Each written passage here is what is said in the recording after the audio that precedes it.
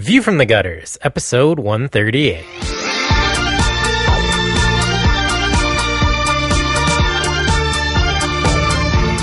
Welcome to View from the Gutters, the comic book podcast where each episode we discuss a collected edition, trade paperback, or graphic novel, and then recommend and vote on the book for the next episode. Warning: the discussion portion of this show has massive spoilers for that book. On this episode, we discuss high crimes, and to skip ahead to the recommendation section, skip to 5738. Yeah, View from the Gutters, episode 138. I'm Andrew Chard. I'm Joe Preti. I'm Tobiah Panshin. Brant Gillihan-Eddy. And I'm... oh, no, wait. It's just four of us tonight. And I'll form the head was the proper statement at that point. Oh my gosh, I showed my wife Voltron, the intro to Voltron, because she was like, what's Voltron? I was like, what? And she kind of finished watching it, and she was like, oh, so it's like Gundam. And I was like, Yeah, I mean, kind of. yeah, kind of. It's a space opera like Gundam. Well, yeah, giant robot, space opera. I was just kind of like, just shocked that I assume that everyone has had the same level of inundation of that sort of thing as I have. Well, it was it was a little bit before my time. Yeah, Voltron came out at a very specific time. Yeah, because And my cousins disappeared, I think. My cousins gave me hand-me-down Voltron toys, Yeah. but I had Mighty Morphin Power Rangers at that point. Yeah. So it was like it had been a few years, so it just it was very strange. I went back probably 3 years ago to watch the original episodes of Voltron. They don't hold up. There's a lot of they're not that great. There's a lot of There are a lot cartoons of from the things. 80s that don't hold up super great. And that's a Especially 70s the early cartoon. 80s. Wasn't I feel Voltron like it came out originally- in Japan in the late 70s. I want to say 78, 79. Yeah. And you can tell that from the character designs. Their some of the hair. character names, like Yeah. Keith and Lance, I think. their hair and that animation style. But the early 80s, if you go back and look at those cartoons, most of them are real bad. Yeah, there's some.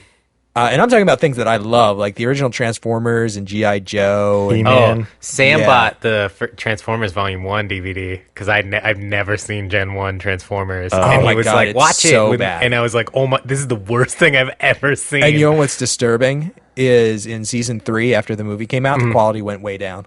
What? How? Yeah, you would think. Well, I mean, I'm guessing it's because they got rid of every character and started, tried to start over with a new Kinda. line Yeah, of toys. not quite.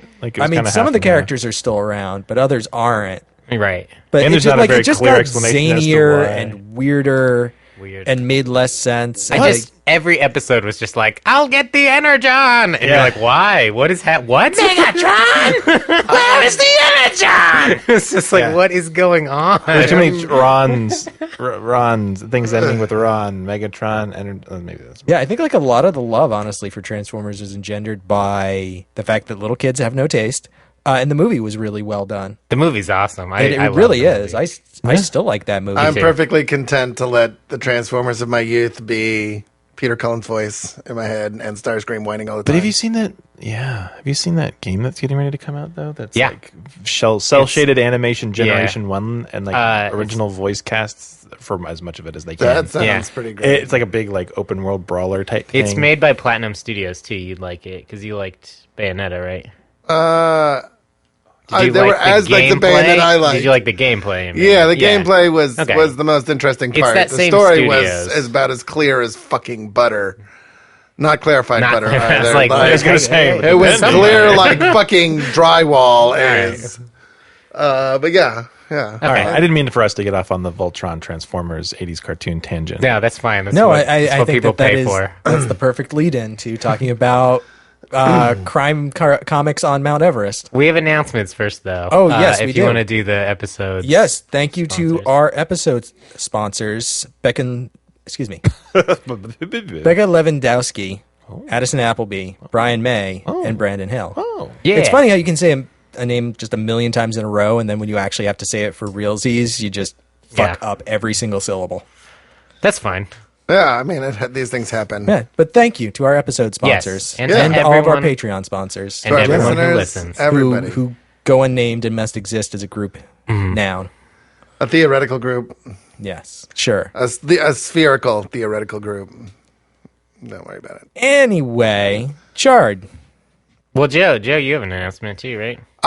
Well, I do, but I was going to wait until the end. Oh, you Now want to all wait of till our the end? listeners. So now everyone is in good Now mood. everybody's No. in suspense. No, No, it's a that's fine. tease. All It's right, good. that's fine. It's a tease. I'll start. We'll so, just every 30 seconds when we throw the commercials, we'll say coming up, Joe's announcement. Joe's stay tuned. News at 11. It's true. It's true. Right after the puppies. So I brought human interest story. I brought the beautiful hardcover High Crimes. I recommended that last week, and people seemed interested in reading it, so we read it, and I like it. Okay. It is a What did beautiful you- edition. what did you guys And think? it's only It's only $20. it's only $20. Which I was looking and- at. I was trying to recommend God Butcher to someone the other day. So I was like, "This is an awesome story. You'll totally love this." They're each 5 issues. Yeah. Or one's 6 and one's 5. Yeah. Because they Yeah. only put 11 issues in the trade. Which is wrong. Which is, I agree. That 12th one should be in there.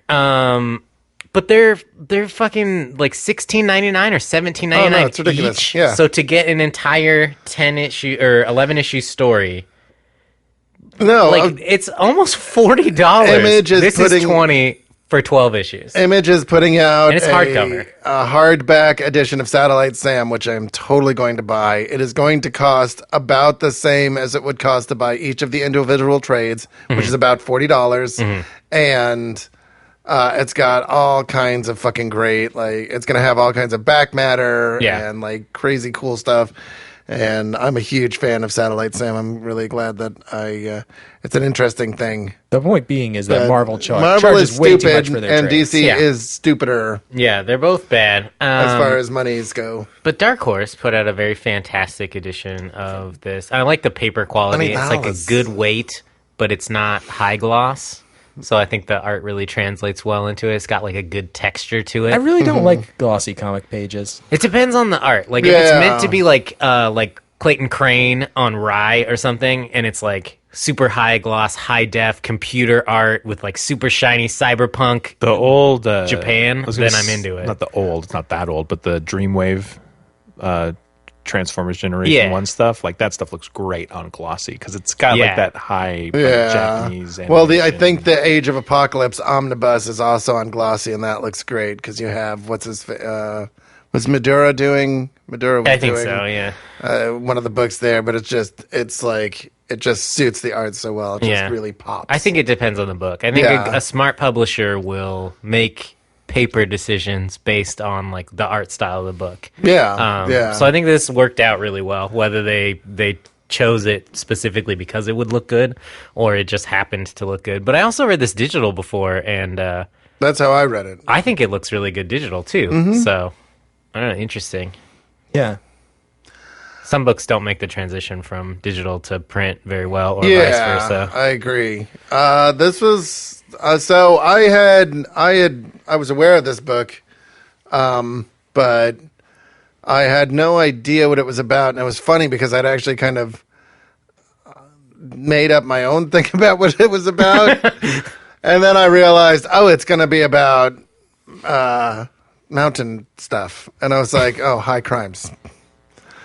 But it was a little bit. It was weird. I feel I'm conflicted. Would you say that you have misgivings? No, I have no misgivings. I, unlike you, know exactly what I feel about everything, even when I don't know. I have no misgivings. No, I don't even know that I'm conflicted. It's I think that So which would is you like say the you're weirdest, conflicted on most that? conflicted statement you can. well. I'm just said you know how you conflicted- feel about everything, I'm and not now you're saying you don't conflict- even yes, know. no, I'm okay. I'm not conflicted about how I feel about the book. I'm kind of conflicted about what that means. So I thought this was really well done. It was a very slow boil for me. So it took me I didn't really get into it until probably issue 7 or 8. And at that point, you're already on the back stretch. I think I really appreciated how well Zan was written. I thought it was interesting. I think it would have been really easy to go too far into her past or try to over characterize her a little bit. Yeah. And I think the story would have suffered for that. I mean, she's a drug addict. She's a drug addict Yeah, burnout. and, like- how many comic book drug addict burnout characters have we read that just feel like a cutout of the artist's like, Yeah. oh, this is what they're sort of like. It's like they're picking up the book and just kind of like mashing it in your face, going, drug addict! It's like, okay, we get it, dude. This was like, a more natural, I think, reveal of the fact that she was a Yes, drug addict, yeah. and actually how far that went. Because when you first see it, it's like, oh, after she lost in the Olympics, she became a drug addict.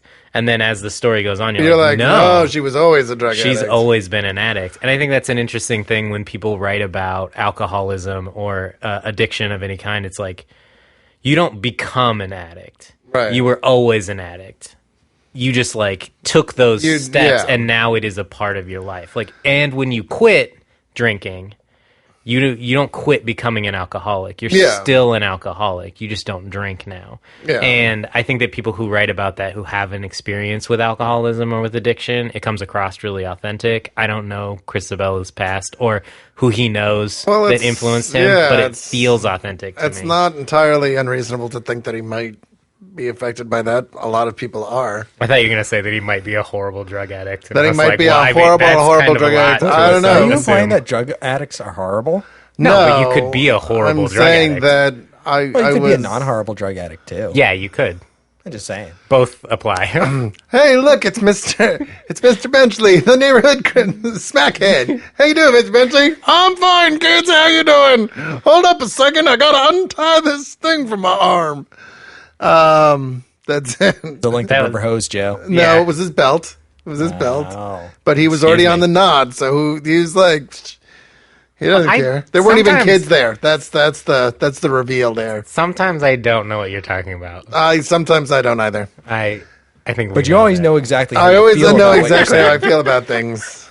All right, so it felt authentic. And then, no, it did. And I liked the way that the reveal happened. I thought that it felt much more natural. I think that there is a propensity, especially in crime stories, to have like the flashback. It's like, this is where you get filled in on the main character.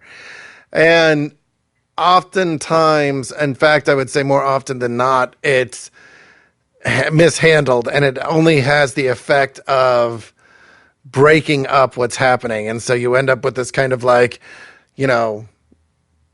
giant span where there's nothing happening, and then you're like, okay, now we have to get everything. The narrative has to kind of get up to speed so that we can get back up to the speed we were before you hit this brick wall. And with this, it was very much woven into the narrative, and I liked that. I liked the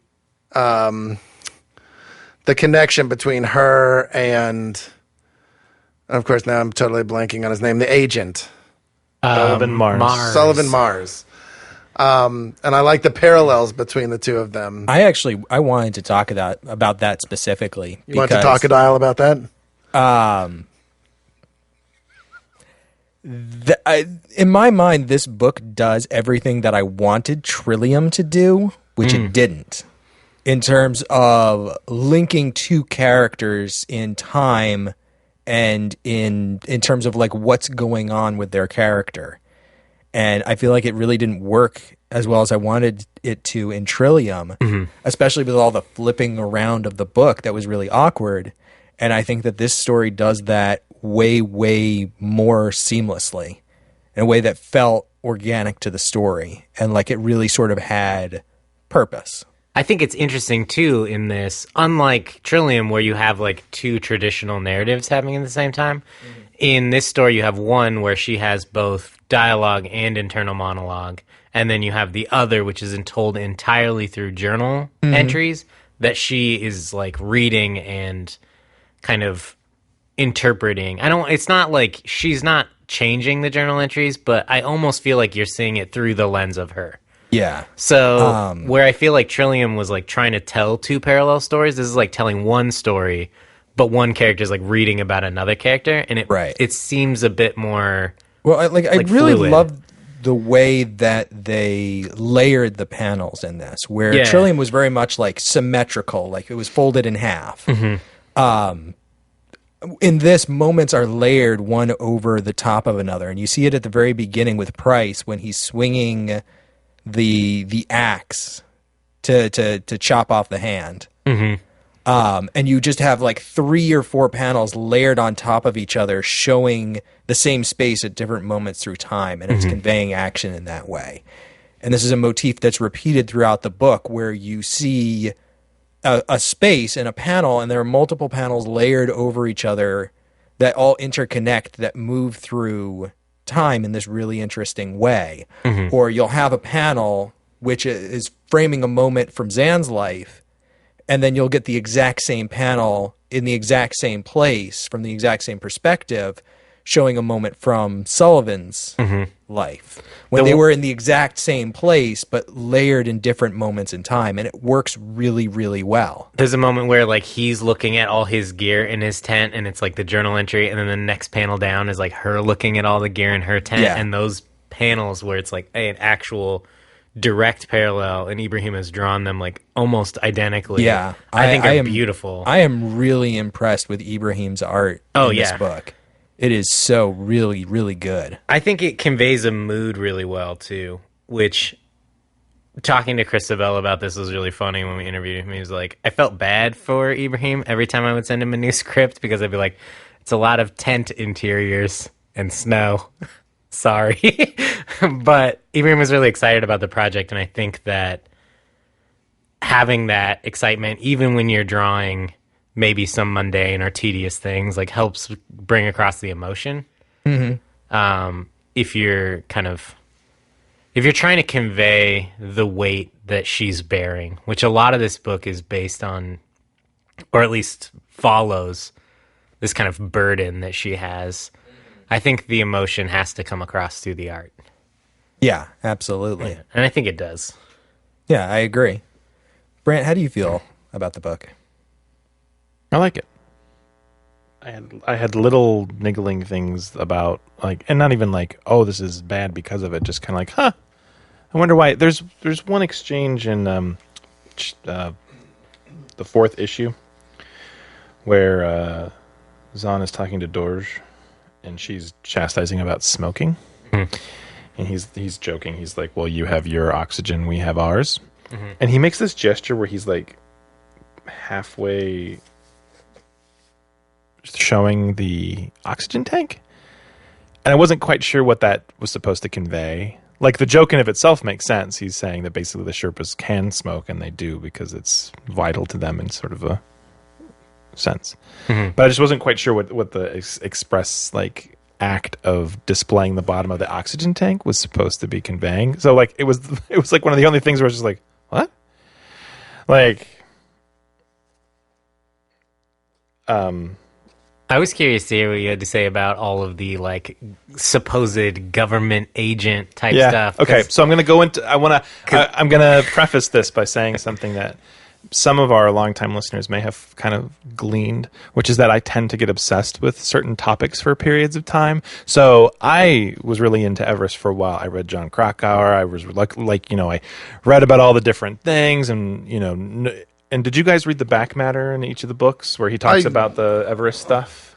A little bit of it. Read the one about Krakauer. I didn't read all of it. It's in the way back. In the trade. So he has it. So I read this in digital. So of course, and I actually think that his little back matter pages. Normally, I don't like that stuff in the middle of my narrative, but there was something about the way they were staged out that I feel like it actually added some driving of the tension, because he kind of like writes a volume, establishes some background information, which has a relatively direct bearing on kind of what he was intending to do with the issue. And so that kind of helps bridge into the next issue. So I actually would advocate for folks, if they can figure it out in the graphic or if they have access to it digitally, reading it in piecemeal. I just felt like it's available through Comixology, through Monkey Brain. Still, you can still get all the single issues that way. But I don't know if it's easy to tell it when you're looking at the back matter in the back of the book, but yeah, I don't know. I don't think all the essays made their way into the I'm trade. actually not seeing any of them, which, I mean, they're not necessary for the story, and the story's great without it, but he just said some really interesting stuff about that because of course, I think with any text that talks about a specialized environment, I think it's if you're the right kind of person, you can tend to kind of start scratching your head and being like, wait a minute, could people do that here or not? You're in a submarine. Should you really be shooting guns? You're on Everest. should you be doing this, or how authentic is it? And so the essays helped because it really showed that he had a passion for it. There's still a couple times where people are really physically active, especially in the death zone, where I'm kind of like, I recognize that one of the things that happened in 1996 on Everest is that there was a storm, and that caused a lot of the complications. But as Sebela, is that how you say his last name? I think so. Sebela. As he notes in some of his essays, there were even a few seasons in the last 4 or 5 years where there weren't things like that, and people still got caught in those zones and died for kind of, no good reason. So I sometimes found myself straining slightly because, of course, this is a spy novel in a sense, and there's action, and I'm trying to give it the benefit of the doubt. But he writes with so much authenticity about the nature of Everest, and especially in his essays, that occasionally I was like, wow, if these people got into a fist fight and then like in this area, I don't know that they would live. Like at one point, Zan falls, she kind of falls off the zone and manages to ice pick her way into a crevasse. And this is actually at a point where they're relatively high up, and it's like, I don't know that she would have gotten away with that. But then I'm kind of like, well, but she's a remarkable heroine. This is a once in a lifetime kind of event, like sort of a thing. So, and I liked that she wasn't like a novice either. Yeah, like right. She has an experience. Right. And then, and of course that's part of some of the interesting character tension with characters like Doors, right? She's like, I need a Sherpa because I need some help, but I'm not a novice. I don't need an entire team. Right. And that was some of the other stuff that I think Sebela talks really eloquently about, is the fact that Everest kind of has different strains of folks who try to conquer it. Like there are the people who are literally physically capable, including some who have managed to summit it without any oxygen or close to without any oxygen. And then there are people who are like, they hire 35-man teams who basically essentially drag them to the top, and they probably should never have been up there in the first place. And of course, what's unfortunate and so unforgiving about Everest is that sometimes the people who manage to walk away are not the people that you would think, like the ones who are incredibly capable or talented and things like that. And it's really fascinating for that perspective. But you asked me about the spies, and I did write a couple of notes to myself that I just could not help. I am very interested in hearing this, because this is the one part of the book that really intensely bothered me, and why I have misgivings about the work as a whole. And new listeners to the show may not know that one of Brant's personal favorite genres is the spy thriller. So my first note as I was reading it is, why are evil spies always psychos? And then a subcorollary, if you aren't supposed to exist or be noticed, firefights in the middle of downtown are problematic. And I underlined problematic like 2 times, because the head of the agency, right, he's like, you guys don't exist, this doesn't exist, but I want you to have fun with it. And it's like, on one hand, I'm like, that's kind of sinister and strange, but these guys are like full on like, I'm going to torture you, and it doesn't matter what the fuck we do. And it's like, that's not what he said. Yeah. And it's not, and like, again, I think it does tie back to that comment about that edge of authenticity, where it's like so much of it is presented as kind of this authentic and kind of gritty and real. So then when you tack into kind of more spectacular villainy, you're kind of like, well, like these guys are really like psychos. Like, yeah. And it's not, like the guy says, though, anybody who even knows the name Sullivan Mars needs to be, knows too much, needs to be dealt with. And it's like, okay, I can buy that. But when they're like, we're going to cut off people's hands and, do all this stuff, it's like, well, and even more so, if this guy was so fucking off the grid, super special, strange agent, how the fuck did like a simple fucking fingerprint search reveal his name? How did he even have records? They didn't. Like, that was my whole thing. It's like, didn't it not reveal his name? Like well, maybe it. It showed up on the dude's computer. Yeah, so he was like, totally missed that. So like Interpol, we'll assume. Yeah, totally just rocking this guy's records. Like even that was kind of a weird thing. But for me, like the head of this like group of secret agents, the first thing that we do is see him ice one of his own agents, who the government probably spent 5 years and several $100,000 training. I said for federal, asking a simple question in quotes, because they say that they're with the federal government. Do we actually know? Well, he has to be to some extent, because in the end, when they're watching the TV and they say, the United States is even so concerned that they've sent someone from the Department of State. Like, he has to have at least some ostensible ties. But he did assassinate American citizens. Right, but what I'm saying is that he has to have some ostensible relationship to the federal government to be able to then, even if he's CIA or whatever, pretend to be from the State Department. Like if he was completely outside of the government apparatus, it's not like the State Department would be like, yeah, we'll send you. But you know what I mean? Like he has to have some connection. He had to be in a position to go. On top of that, that has to be the least effective way possible of recovering evidence and information, to just like run around like a bunch of bloody psychopaths torturing people. It's like once they track down who it is who has the hand, why did they not go to them, say, oh, hey, you found this hand, you found this microfilm. We will pay you this obscene amount of money to give us this thing, because that's obviously all you're interested in. And here's this other pile of money if you bring us the body. Oh, look, you did these things. Now we're very going to quietly, like, put a bomb in your car or whatever and blow you up. Like, because even assuming that they have to kill them at some point, it seems like there are way more cost-effective ways of doing what they're trying to do, especially given how much money it had to have cost to equip all those agents with gear, drag that dude up Mount Everest. Like, and the fact that it's just easier to pay the guy. That guy's entire business is, I go up the mountain, I cut off these hands, identify the body, I contact their family. Their family pays me a lot of money. I go up the mountain, I get the body, I bring it back down, I make the money. Like, that's the same thing that those agents wanted him to do. If he had contacted the agents, they're like, yeah, we want the body. And he's like, okay. And then he goes and gets the body. They could have even just shown up on his door. It's like, oh, you found my brother's body. Yeah. Right. Well, and so then, and I think that's where this piece exists in kind of a problematic zone, where it's like there's an attempt at kind of an authenticity, kind of a deeper character exploration of Zan, and like kind of meant to be more rooted, and then it kind of veers off into weird, like, because I mean, clearly, when Blomfeld wants to destroy the world, there are way easier ways to do it than like, Moonraker or what have you.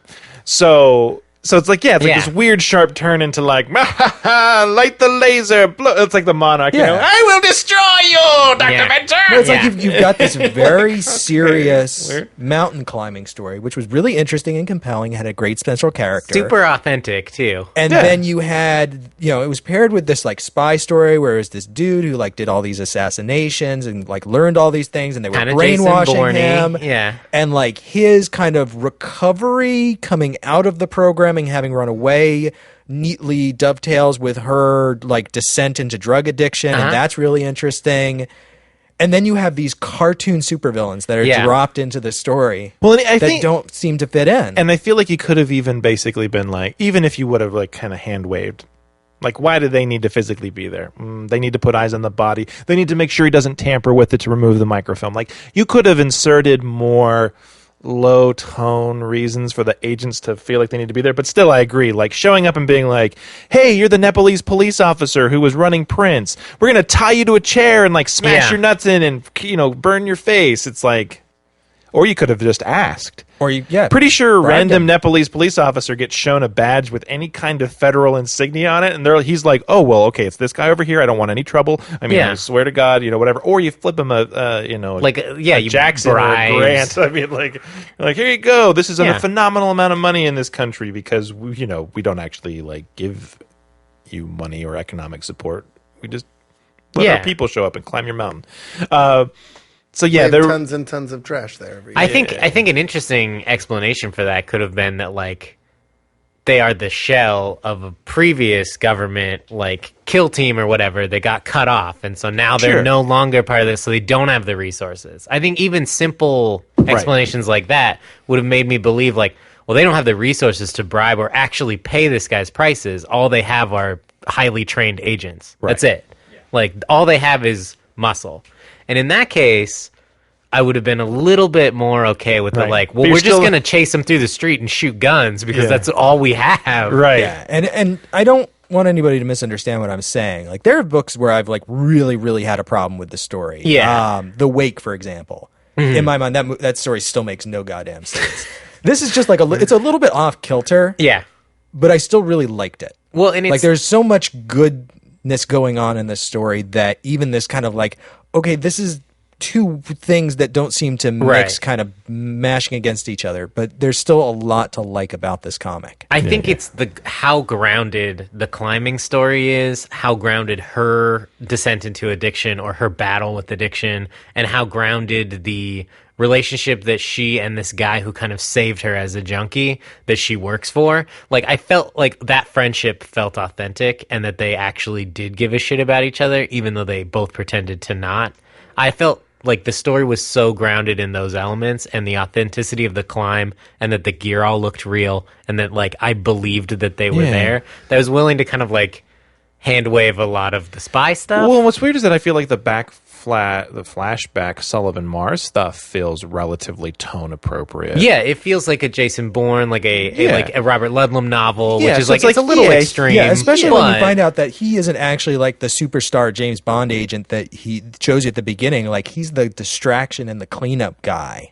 Yeah, Like he just kills people. yeah. Like He's- it's not flashy, it's not Right. interesting, it's not sexy. Well, There's and no even that intrigue. kind just of murders people. I think even that is kind of thrown into question at the end because at the end he admits he doesn't know what the fuck is real anymore. Yeah. I mean, that kind of I think was one of my favorite parts was because you're watching him do this and he's like, agents everywhere. This is the fourth one on my trip up. And you're like, is this guy really that good or is he losing his mind? Yeah, and Especially then, because they had no idea where he was. If Yeah. agents were dogging him every step of the way up the mountain, Right. they would know that he was on Everest. Right. Right. And that he never came back down as far as they could tell. And Yeah. he left a wake of bodies as he climbed Everest too, Yeah. which Yeah. is also crazy. yeah. So like, but there's wonder- that really great parallel though about how they both were doing this thing.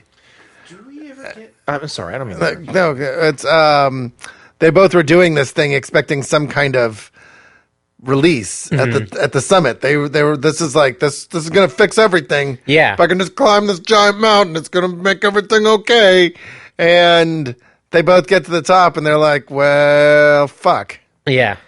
There is no enlightenment. There is no return. There is no suddenly my problems are all gone. It's just the top of a mountain." Somebody says that as a line of dialogue too. It's like it's not that Everest is some kind of magic beacon. Oh, it's the guy storage, with isn't it? one hand, right? Oh, Or is it Haskell? Haskell is like talking to her on the radio, and he's Yeah. like, "Go back. It's not like once you reach the summit, your problems will be fixed. Like, Fixed, yeah, go, exactly. Like, go home. They'll take you back." Oh, it's in the note, I think. yeah. It's one of those two times. Although to be fair, like she does walk away with a certain changed perspective, and Sullivan even says that to the extent like he even can't remember the line, but he's like it's like it'll clean his soul, not fix his problems. Like it'll give him a new vantage point to be able to kind of operate from. I was thinking that would something that would be kind of interesting and clever, but there's no timestamps on any of this stuff as far as like what the dates are. Is if the whole implication is that the spy, Sullivan, is actually on the 1996 ascent, which is the one that took so many people, because at one point during that, like they lose a three-man team, presumably in a storm. Well, they said that he couldn't have been up there for more than 20 years. So, And assuming yeah. that this is taking place today in 2015, Yeah, so that would could be have been the 96. so you could then even necessarily imply that like maybe he was offing people, but not the right people. People, Yeah. right. But yeah, so that's kind of fun. Because don't they say that he killed a bunch of people on the way up? There's there's he kept panels killing- of him yeah, like he kept slashing. murdering people, then ditching their bodies and taking their stuff. Yeah, yeah. And he was claiming because And yeah, at first he was saying that they were agents, And then Right. he's and then just later on he's "I like, just "No, need I'm their just shit." stealing their stuff." Yeah. So this is the interesting thing to me. So like, what's his face? We just said his Haskell? name. Haskell is he leaves her this note and he's like, "Go," and she gets to the top and she's talking about this experience, right? That she gets to the top, but then nothing changes for our heroine. yeah, not very much. That was one of my last notes. Goes back to being a junkie? Question mark exclamation. And question so mark. this is where my fine. But you did get a conflict comes haircut. in. You did get her. I appreciate that they did not compromise on the ending. I appreciate that they did not tack this Hollywood.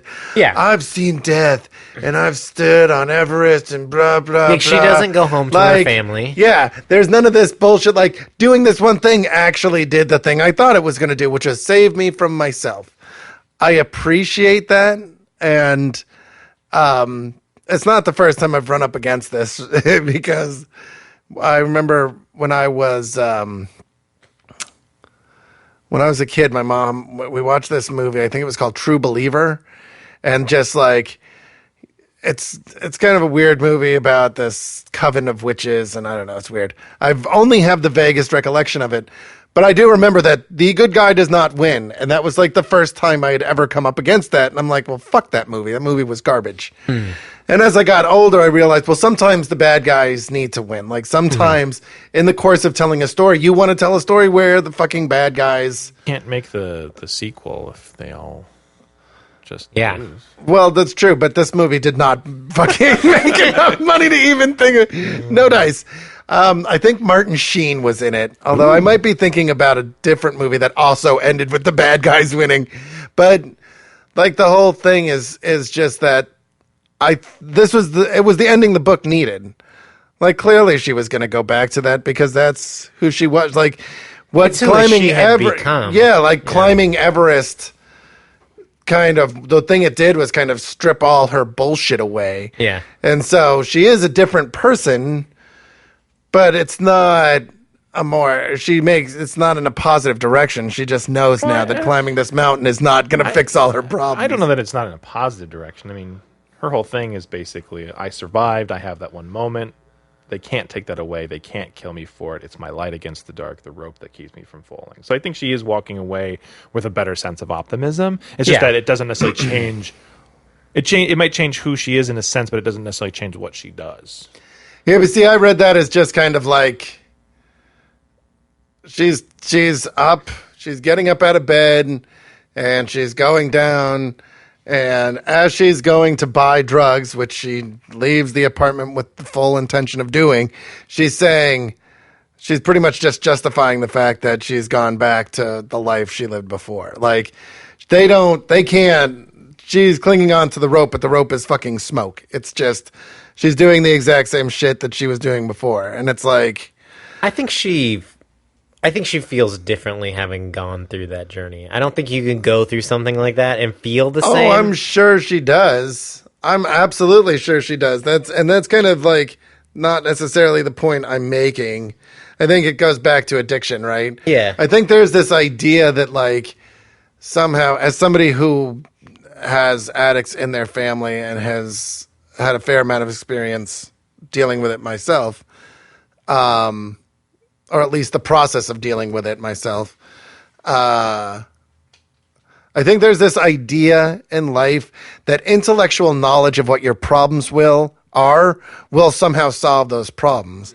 And that's not true. It's not necessarily true. It's not true at all. Step one. Yeah. And not the end. And so like, yeah, exactly. Right. It's like the whole thing. It's the beginning of a process is realizing that you are an addict. Yeah. Or whatever your deal is, you know? And so the whole thing is to me is that she knows now she has no more illusions about herself, but she has not improved her life, nor does it seem like she is going to take the steps to improve her life. She went back to the life she had before because that's kind of what that's her deal. Her life now. Yeah, that's her life. Well, but I think that there's a clarity. I mean, I guess that's the whole thing where you could debate about whether or not it's a positive thing. It's that I think that she had been previously living through this kind of self-delusion that eventually one day this was just a transition to going back home, and like she even says to Haskell earlier on, like, you know, I'm going to do this, then I'm going to go, and I'm going to go back to my family, you know, I'm going to go back home. And like Haskell says the same thing, right? Like, it's actually bullshit. I always keep shuttling money away, you know, talking about this life that I'm going to return to, where my kids are going to be there, my grandkids, but that's not going to happen. They left me. Right. There's nothing to go back to. This is my existence, and, you know, like, that's something that just needs to be acknowledged. So I think she came off the mountain not necessarily being like, I'm going to be clean, and I'm going to do all this stuff, and my life is going to be pristine, but she does come off it being like, I have this moment, I can hold on to it, it's my Everest, and this is who I am. This is what I'm like. Oh, no. I know. She's basically just swapped out. She's literally just swapped out the things she holds on to, though.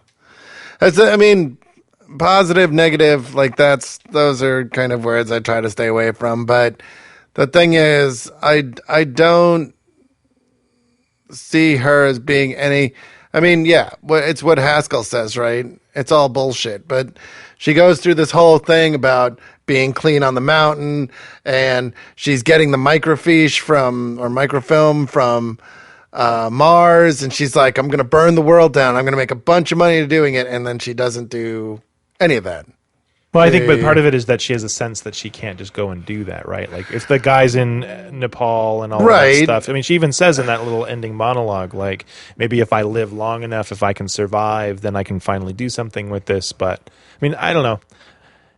It's hard. I guess this is one of those moments where the medium fails us slightly, because if we got the tone of voice that the monologue might have had, or something, Yeah. I mean, I think better read on it. The last shot of the book is not her smiling face as she walks away. It's her buying drugs. Fucking buying drugs. Yeah. I think it's pretty clear what the narrative is going to, is that she's not. There is no going back. Right, but yeah, she's not going, because she always told herself she was going to get rid of the medals too. She's not going to get rid of the microfilm. She's not she got gonna, rid of 2 of the 3 medals. Yeah. She did. Yeah, that's true. But she just replaced them with something else. Yeah, that's true. I mean, that's my whole thing, is that this is very typical behavior of an addict, which is, I'm going to have this life-changing experience. It's going to change my life. I'm going to get clean. I'm going to be better.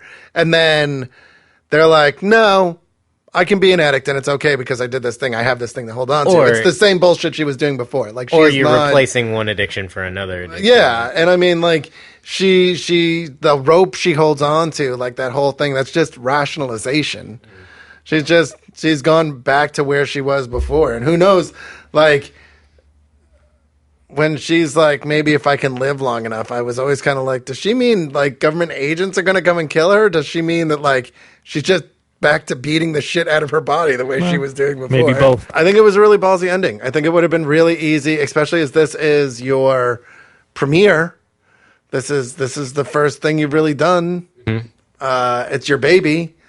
It would have been easy to kind of be like, oh, well, we should tack maybe not a grand happy ending. Like, she doesn't bring down the organization or whatever, but, like, I could totally see this ending in, like, a little cottage in, like, some Nepalese village where she, like, the kids are like, oh, she climbed the mountain, blah, blah, blah, blah, blah. And, like, something. And I really would have felt, although maybe I would have appreciated that ending a little bit more, I think I would have felt that they cheaped out. I think I would have felt like maybe the book. Yeah, I definitely agree with that. I don't think that this was the easiest ending, and I think that they pulled it off. Yeah, I mean, it's the ending. It would have been easier to do something a little bit more optimistic. Yeah, and I think open ended. I think it was ballsy of them to end it the way, because he says it in that last little essay, like that was the way he wanted to end it. And I think there's definitely a statement there.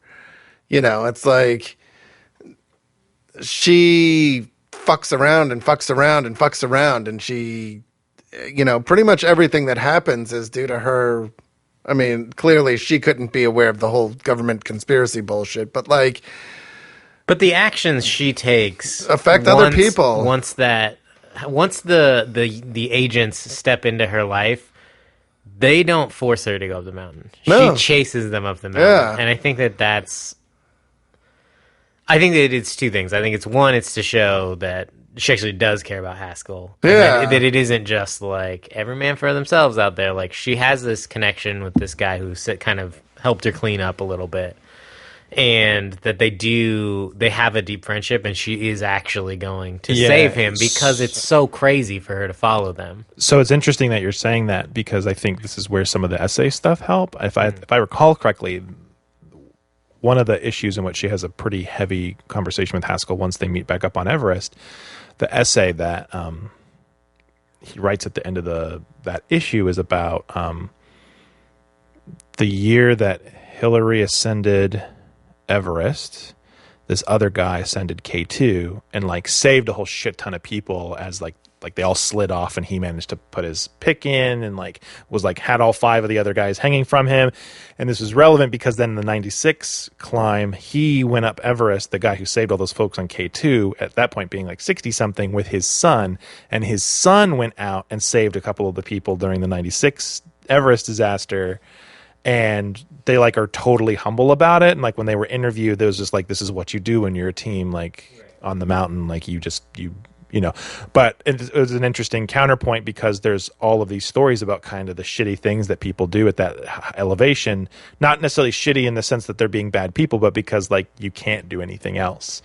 So, like once you're past a certain elevation, there are people who are kind of like stuck and are like hyperventilating or have hypothermia. And it's like we kind of have to leave them because the 5 people that would take to move that person, can't expend all the energy to grab them. That would basically kill us too. They won't survive the descent because it'll take 4 days. Right. Like, so there are people who are literally abandoned on the mountain, and there's a story of one guy from a few years ago who basically like people were walking past him to the summit and like knew he was alive and were just kind of like, sorry, buddy. Yeah, there's a line. You guys aware of this? Yeah. People have to wait in fucking line to get to the summit now. There are so many people climbing Everest. That's crazy. 50, the estimated 50 tons of trash. Yeah.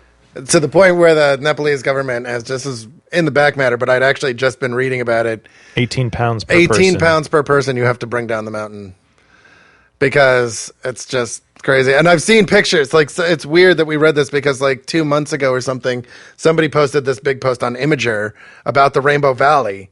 And it's just this fucking like, it literally is that. It's just this snow-covered valley, and you see all these like little bright pieces of color from all the gear and the people that are just dead. And they like, they'll fall into crevasses and pop out 20 years later, and they'll look exactly the way they did when they left because they're just so well preserved. Yeah, he says that Crazy. Sebela says in the back matter that when because one of the guys, was it Hillary? Well, I can't remember which one, but It was Hillary. Yes, he shows Yeah. back up like 25 years later. He like pops out of the glacier, that initial glacier part. And they were like, he looks exactly the same as when he went in. Yeah. Except for like parts of his clothing, which apparently were sun exposed, but the rest of him was so well preserved because of the glacier. There's That's crazy. There's a storytelling podcast I listened to, and one of the stories that I listened to was this woman that her father was a mountaineer, and he was climbing in Canada, and he disappeared. And for 20 years, they never knew what happened to him. They they assumed he was dead, but there was always this kind of unspoken thing and this fantasy she had built in her head where he had left. And then one day her mother calls and she's like, "Are you sitting down?" And she's like, what's going on? And they're like, "They found your father." And she has to go and identify him. And she talks about how seeing him, it was like she was 7 years old again, because that's exactly how he looked, because he'd basically just been trapped in ice for 20 years. And it just had the conditions just preserve you. And so I just can't crazy. imagine, like, that's just so, No, it's be like being in a meat locker. yeah, I mean, I Yeah. just don't ever know. I don't have a lot of experience with that. No, don't. Do you have a lot of that's why I experience with don't- with what bodies look like in meat lockers? But it's even more that it's not just. I mean, even meat lockers will get.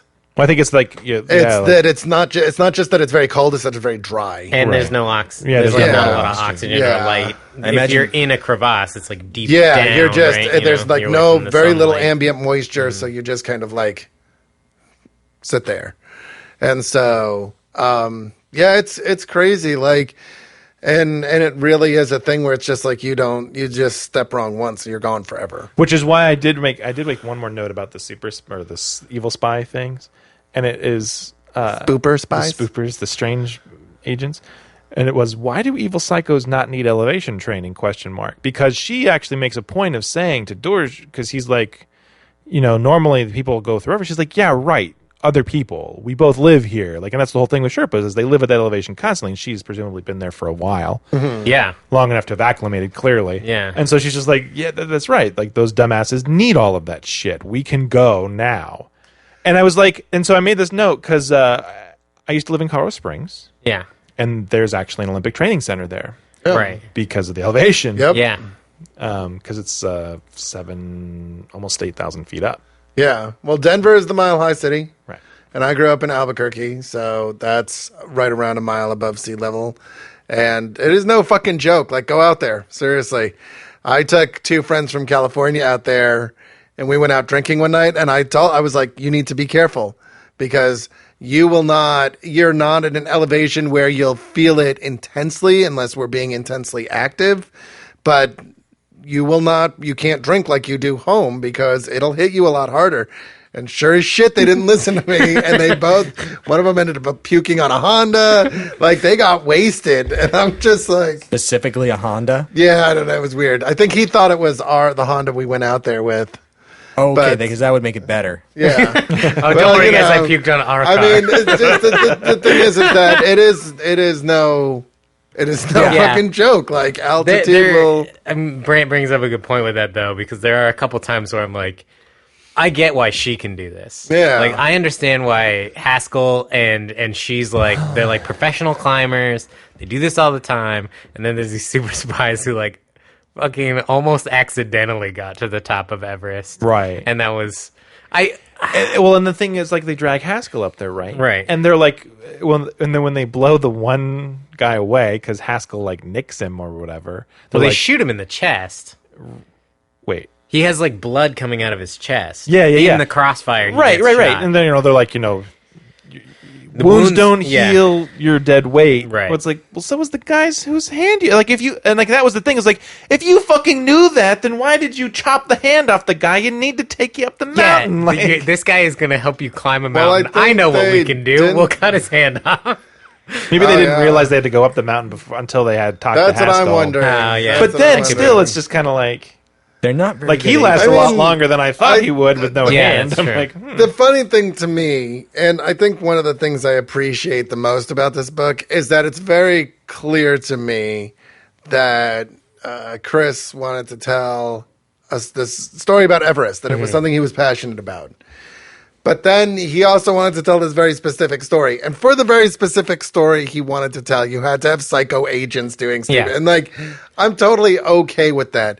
I think I would have been a little less okay with it if he had tried to over explain some of the more weird aspects of the story, because that's always like, if you're going to throw random shit in there, just let it be. Like, Yeah, you I don't would have rather to- you just let it be and not try to over explain it, because You don't then have you're kind to of like, Hideo Kojima this. You Yeah, can just, like, exactly, put it in there and exactly. then just leave it alone. well, Yeah. and it's funny because this gets commented on sometimes, like what makes certain pieces of media timeless. And so, one of the arguments that's come up in the last few years is that like some of the science fiction movies of the last decade won't hold up as well as say something like 2001. Not just because of the artistry of how it was created, like the effects or things like that, but also because of like the weird need to try to explain things within the relevant, like the Yeah. current pop culture relevance. And like this isn't exactly the same thing. And I think that there's a slightly different effect happening here where I think that he has clearly invested so much time and energy in the other aspects that it's so good that when the other stuff is not that great, you're like, okay oh, with it's it. fine. Yeah. yeah. But Well, you're not here for the super spies. Like, you're here for the... well, I mean, I kind of was Okay. here for the super spies, but Most people weren't there for the super spies. They were there for, like, this is a story about these people. yeah, I mean, I like and Everest too, and that was Yeah, the thing is that yeah. I found myself very fixated with this and the essays, and I did end up like going back and looking up parts of Into Thin Air and all this stuff, and yeah, so it spurred a lot of imagination in me, but.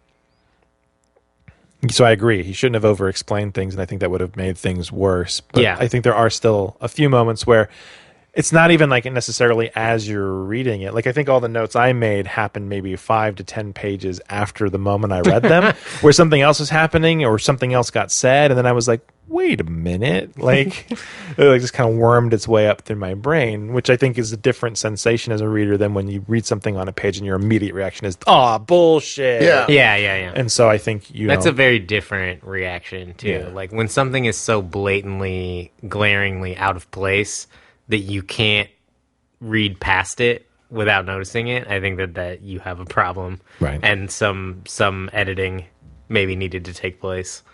But, Yeah. I don't know. That's a very nice way of saying I can write this again. Some editing needed to take place there. I said maybe. no, I'm just saying.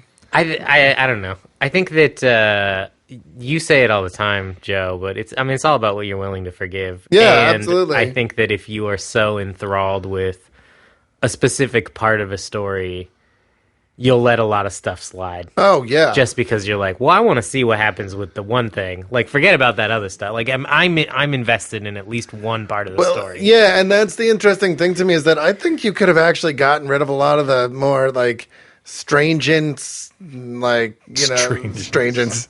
Coming to Fox this fall. Like the strange agent Agents. stuff and a lot of that, and just had the story be about her doing this thing, and like even with the journal or something. And I don't think the agents are egregious enough for me to take away from my enjoyment of the story. And at the same time, I think I would have enjoyed it just as much without them. Like, I think it's like I said, he wanted to tell this kind of crime story, which I think was fine. Because the thing to me was that I kept thinking of Cliffhanger and how this was not fucking Cliffhanger. John Lithgow yeah. shows up in a helicopter. Yep. But Does he not always? Is that not the purpose of John Lithgow, to show up in a helicopter? No, sometimes he shows up with really bad teeth in a spaceship. it's true. And sometimes he's always trying to call John Big Booty. It's true. No idea what any of you Buckaroo are talking about. Banzai Buckaroo across the Banzai. eighth dimension. He's the villain. It's before I your don't- time. what? Chard. I can't. We need to watch that movie. I don't. Yeah. Do I? Yes, Yeah. you really, Really? really Actually, do. yeah. Yeah, Yeah. you honestly do. What is it called? Buckaroo Banzai across the eighth dimension. Yeah. The Adventures of Buckaroo Banzai Banzai across the eighth across dimension. The movie? Yes. Fuck yes, it's Peter With Weller, Peter Weller. John Jeff Goldblum. Jeff Goldblum, Ellen. I just lost her. Ellen Barkin. John Lithgow is in it. There's just a ton of people in it. It's great. Okay. It's intensely right. weird, and it was supposed to be the start of a Yeah. trilogy. Oh yeah, It's kind of like Global Frequency, and that he's this like rock star neurosurgeon He's a scientist fucking- yeah. who leads a team of experts on like global adventures. Like a team of like super scientists? Or, Yeah. like, action scientists? They're more and like he action invents scientists. a rocket car that can travel across dimensions, and he opens a port. Like he brings something back from the eighth dimension where there's this like alien warlord who's going to conquer Earth, and the alien warlord he inhabits the body of John Lithgow. It's you need to watch How it. have I never heard of this? I I don't know, but it's a crime that you have not It is yet a seen classic Okay, of all oh right. my god, what the hell even is Okay. this? It's beautiful. And then when it's done, you should basically imagine a neon sign that's going, the 80s. Yeah, well, Yeah. I mean, Also, it was not alive you've- for most of these. You've seen The Life Aquatic. Yeah. The credit sequence of The Life Aquatic is taken directly from Buckaroo Banzai. The opening credits? No, the ending credits, Okay. where they're all walking. Yeah. That is directly from Buckaroo Banzai, Okay. and Jeff Goldblum is in both. Yes, he True. is. Jeff Goldblum. but yeah, I mean, this is far, far, far, far better Also, than I Cliffhanger. was just going to say, I was talking to Toby and Joe about Jurassic World before we started recording. That's what that movie was missing. Oh, absolutely. Jeff Goldblum. Yes. Like, how was he not in that movie? I don't know. What? What executive was like? We don't need We don't Ian need Malcolm him. in this. He's not part of Jurassic Park. Like that. He is. No, That's yeah, the whole he is. reason you watch the So, movie. to draw him like one of our French girls. Anyway, Are we ready to move on to Rex? yeah, let's do that. We'll do Rex, and I'll go first just because Why don't you go ahead and make your announcement? I'll first? make my announcement, and then I'll make the No, leave it recommenda- till the end. Then they can listen to our recommendations. Should I do? Okay, Yeah, I'll recommend we'll tease last. it That again. works for me. Okay. Well, why don't I start with Okay. our Patreon fan pitch? Yes, do And that. our Patreon fan pitch this week is from Brian May. Hooray! And he would like us to pitch Sex by Joe Casey and Piotr Kowalski. And I'm just going to read what Brian wrote to me today. Plot summary. What if Batman retired and didn't know how to acclimate himself back into society? It's part of this lengthy meta-commentary Joe Casey has been doing of the superhero genre for over a decade now. This book's thesis, there's definitely an underlying sexual nature in putting on a costume and beating people up. So I guess this book is kind of about a Batman character and sex and being a retired superhero. I've started to read it. It's good. I have started- seen the title go by a number of times and not picked it up. So I might be interested in I did not checking know it this out. book existed until today. Not this pitch, but literally earlier today. So That's a strange kinda weird. coincidence. Very weird. I think this was coming out like around the same time as The Bounce, which is the other Yeah, book. which Brian also references along Yeah. with Wildcats, Butcher Baker, The Righteous Maker, Godland, and Automatic Kafka. And I think I was reading like half of those other ones, but this one slipped by me, so I don't know. It looks interesting though. Yeah, so that's sex. Chard, what would you like to pitch? Okay, yeah, sure. I'll go next. This week, I thought I was bringing this back. I thought I had recommended this before, but it's not. I can't find it on a reading list, and maybe it was under a different title, but now it has been republished, and I was reminded of it because the second volume of it comes out this week, and it is the Michael Moorcock Library Vol.1, Elric of Melnibone. Have we not talked about this? Joe, Yes. you Somebody pitched a pitched it. Melnibone book, This although is I the don't same know book. that it It's was the that one. It's the same Yeah, book. and I have like a 1986 printing of the trade, but it is from this series, but I don't know that it is what's contained in Volume 1 of the new library Didn't edition. you sell that to me? I may have. I'm almost positive that Yeah, because if you have that now, then yeah, I did. Unless you found it again. No, I mean, that happens sometimes too. But this is is Roy Thomas's adaptation of the Michael Moorcock books about Elric, who is a elf. Well, he's the last king of Melnibone. Yeah, and it says in the description, bear witness to the story of Elric, Lord of Melnibone, his dark cousin, the evil Yarkoon. It's like Yrkoon. Irkoon. Irkoon. Their dark magics and their terrible struggle for the rule of the fabled Emerald Isle. I love the art in this series. Oh, yeah. Because Roy Thomas is amazing, but it is so like of its time. It is so 80s art, but it is cool 80s art. This is contemporary with the Chronicles of Conan that I think he was writing at the same time because they cross over at one point. And did they Conan really? and Elric team up. Oh, that's awesome. I have the collection. I think Moorcock Dark Horse felt does about them. that. I have the collection where that happens. That's cool. Yeah, it doesn't happen it doesn't happen in the novels. It happens in one of the many short stories because Moorcock was very kind of into this whole idea of like the hero of time. Every era has a hero that comes forth and Isn't that does the what Eternal needs to be done. Champion? Yeah, the Eternal Champion. Yeah, the Eternal The Champion. reprinting and, of a lot of his books were done at least at one point in the early aughts as the Eternal Champions volume, whatever. Yeah. My personal favorite being Corum. Yeah. Moorcock blows my mind because of the thing, like, he's clearly writing some very, like, anti-establishment fantasy, which is really fascinating to read. So it's like, read Tolkien, then read Moorcock, and he's like, fuck that Tolkien guy. Here's what my elves fucking do. You're like, okay. Yeah. But he also just thinks up these things that I'm just like, how the fuck did you think that up? Oh, 'Cause yeah. do you know who Corum is? No. He's not an elf, I don't think. He's like an eternal something or other, but he ends up taking on the kings and queens of chaos, and at one point he gets one of their eyes and one of their hands. And so what he can do is he wears this eye patch. So Corum flips open the eye patch, and when he does, he can see into the ether of time and space, and then with the hand of chaos, he can beckon those champions from the past and future to come fight for him.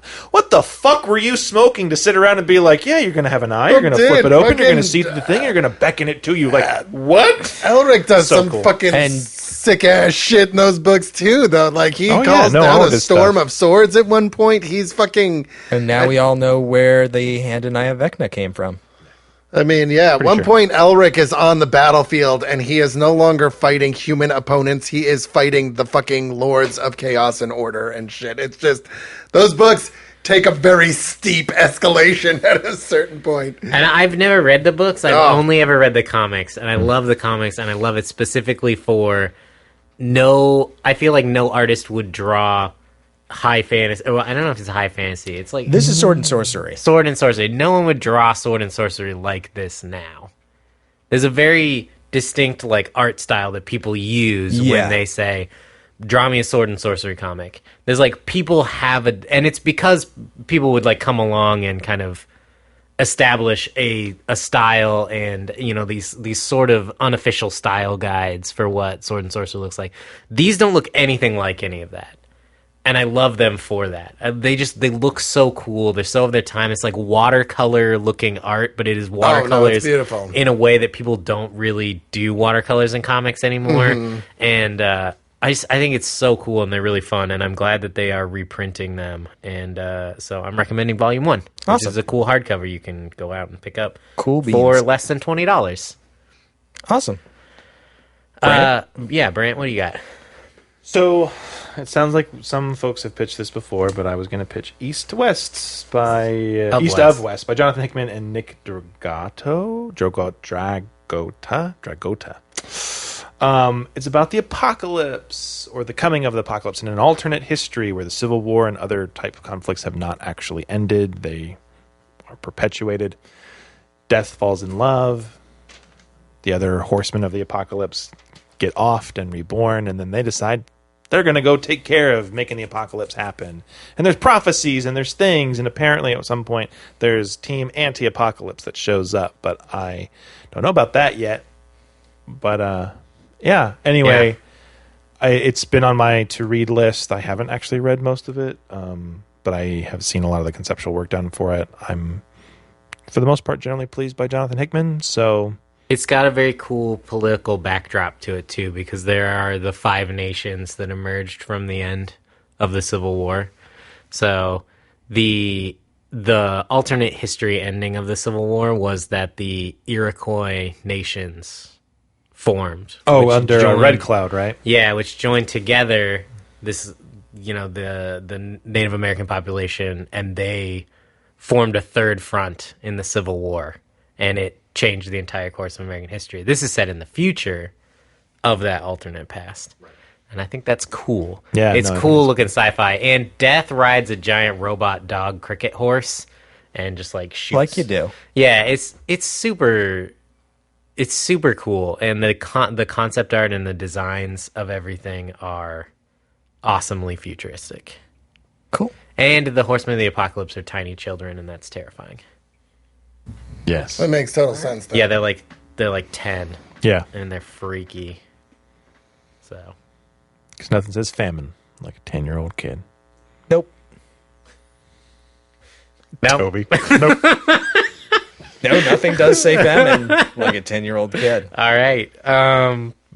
Toby, what do you have this week? So I am also pitching a science fiction book, and one that has not previously been pitched because it actually comes out 2 days after this episode drops.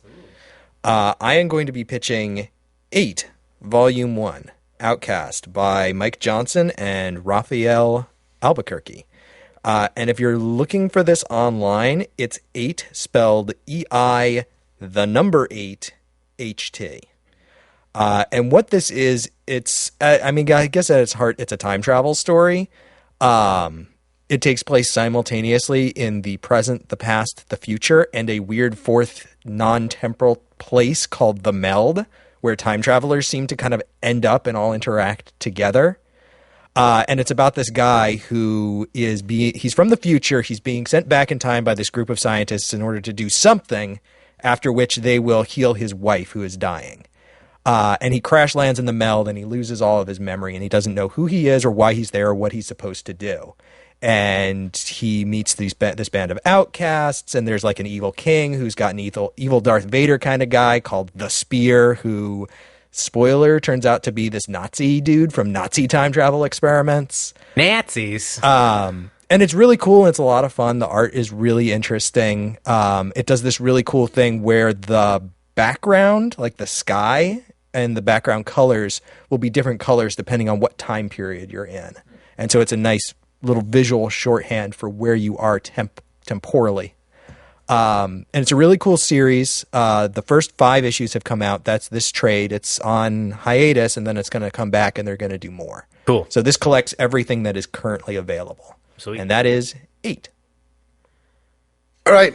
Did you pitch already? No, I didn't. You're pitching last. Because I have a pitch. What do you have for us? So I am pitching Daredevil Yellow, which is Jeff Loeb and Tim Sale's take on Daredevil's origin. Yeah. And they bring with it all the normal gusto that they bring to these projects. I haven't read Yellow. I've read Hulk Gray, though, and I've read Spider-Man Blue, and apparently they've just started releasing Captain America White again. Yeah. Again. Yeah, Okay. so like 2 or 3 years ago, the Zero issue came out. Okay, because I know issue 1 came out a little while And ago. then issue 1 collects Zero issue and issue 1 now. Gotcha. So I mean, it's really, I love Tim Sale's artwork. Yeah. I think that we've all talked about him before, and I think Jeff Loeb, he's got a pretty good, he's he's got an interesting take on characters that I think he'll bring. I'm sure he brings a very interesting and unique viewpoint to the origin. If you just watched the Daredevil Netflix series and you want some more battling Jack Murdock and read this and you want the owl in your life because he's in this. Read this and then read Daredevil: The Man Without Fear miniseries and compare and contrast. Yeah. But so the reason I am pitching a book I have not read, and badly, I might add, is because recently, as most of you have noticed, I've missed a couple episodes. I've been missing more episodes lately. So I've come to the difficult but prudent decision to take a break from the main show. And I know last year around this time I did it. But when I did it last year, that was a hiatus. I definitely had an end in mind. At this point, I'm not, it won't be a permanent step away, but I'm definitely going to be gone for longer than just a few weeks. I've asked the very talented and wonderful Kit DeForge to sit in for me. So she'll be sitting here. So she's not going to take any Toby shit. And I think she'll bring a really great voice to the discussions. And I'll be lurking in the background. I have back matters that I really want to do. And I just am kind of in a point right now with work and everything where the amount of stress in my life has increased exponentially. And I feel like I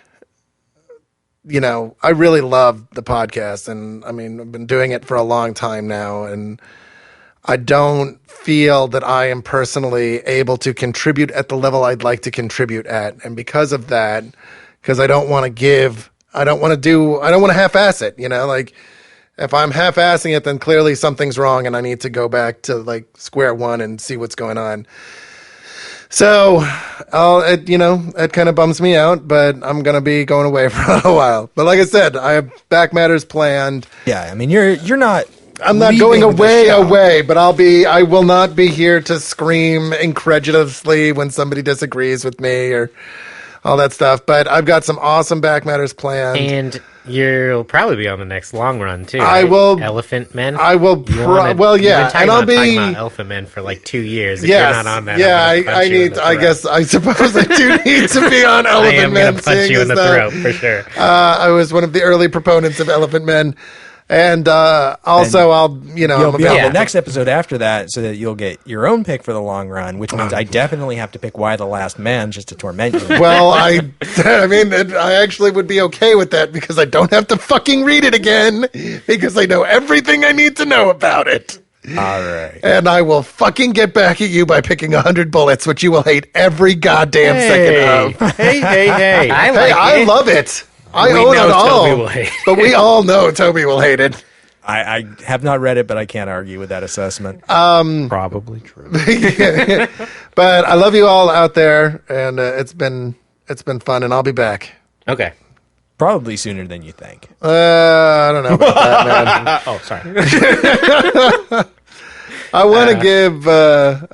It'll be at the. I probably won't even think about coming back until after the new year, but it'll most likely be longer than that. But like I said, like the first thing I told Kerbotron and Audrey about it, and Audrey was like, "Can we do back matters together?" And I looked at her and I was like, "Yes, we can." Cool. So, all right, very cool. Yeah. Thank you, Joe, and let me just say from all of us, don't let the door hit your ass on the way out. Yeah. Wow. Yeah. Also, fuck you Joe, more than anybody. Tell me more than anybody I can say this to. You wouldn't even fucking be here if it wasn't for me. Possibly true. But yeah, you will most definitely still be around. Yeah, as much as we will miss your voice on the main show, we've got quite a few back matters planned. Yes. Yeah. That we're going to work on together. So Joe is by no means going to be gone from the View from the Gutter speed. No. I'm still here, and I think Kit is already doing an awesome job. She will continue to do an awesome job. She's an awesome person. She's got a huge brain, And She's better than you. I mean, it's just we're gonna well, say the funny that thing on the is she show. keeps, I asked her before I made the announcement because I didn't just want to assume, and she keeps saying like, oh, I can't believe that you're like, you think I'm worthy to step in for you or whatever, and I'm like, what the like, I scream at people. It's not really like... Yeah, we like her way more than we like her. Yeah, so it's like, just fine. seriously, they'd It's probably fine. be glad to get away from me, but it's like somebody that won't bleed into all the mics. That, That'll be in and of great. itself, It's just beautiful. big production benefits. nightmare that is Joe Preti will be gone. Yes, So so, that'll make my job easier. yeah, I mean, see, But we'll miss you. I will miss you guys too. I'll miss our Wednesday nights. But I got to do it for my fucking sanity. I mean, I just, It happens. yeah. But Am I voting first? Because Because I pitched first, Yes. right? yeah, so you are Yeah. very, yes.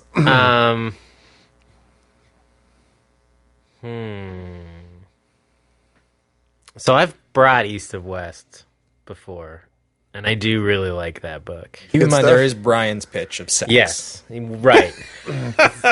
Or we could And don't combine forget, them east Brian of pitched. sex. And I do like Daredevil Yellow, although it has a lot of problematic Foggy Nelson. What's her name? Page.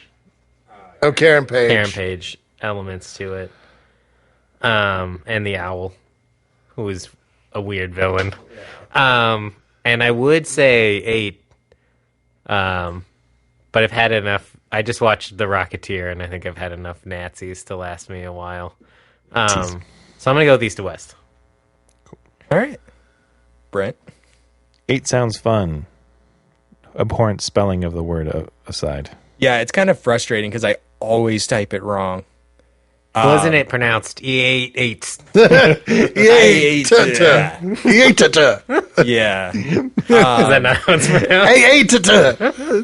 Sex sounds interesting, but I've honestly kind of had it up to here with psychosexual superhero shenanigans. I just want to Also, take that clip now. I can't say it without everybody giggling like little girls. I just want that as my text tone now. Whenever Toby's like, "Please let me into the building to record," it's just like, "Sex sounds interesting." It's like, what? Who said that? Oh, never mind. I'm going to vote for Elric. It's so good. As much as I would like to sit here and say that I love sex and that I think it's awesome, I'm also going to vote for Elric. Yeah. So it's Volume 1, the library. Yes. All Michael right. Moorcock Library Volume 1 is how you will find that online. Excellent. And, it's a hardcover. On Amazon, it was like $15 for a hardcover, so that's pretty cool. And I think it's like quite a few issues, like 10 or so. Good deal. Just available digitally. You can get it on the Kindle store at Amazon for like $12.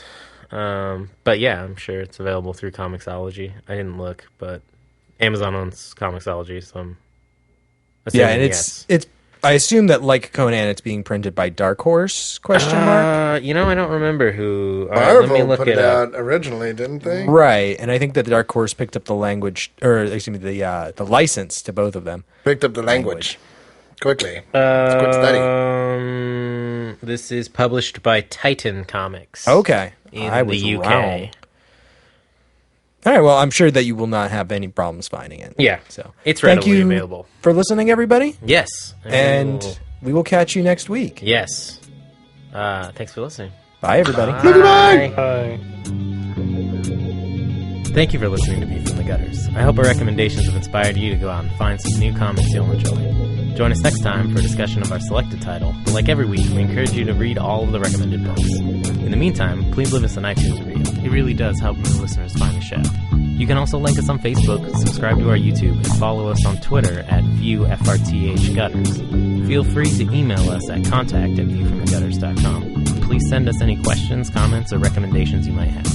Be sure to subscribe to our YouTube channel as we post new videos every week. And thanks again for listening. And as always, keep reading.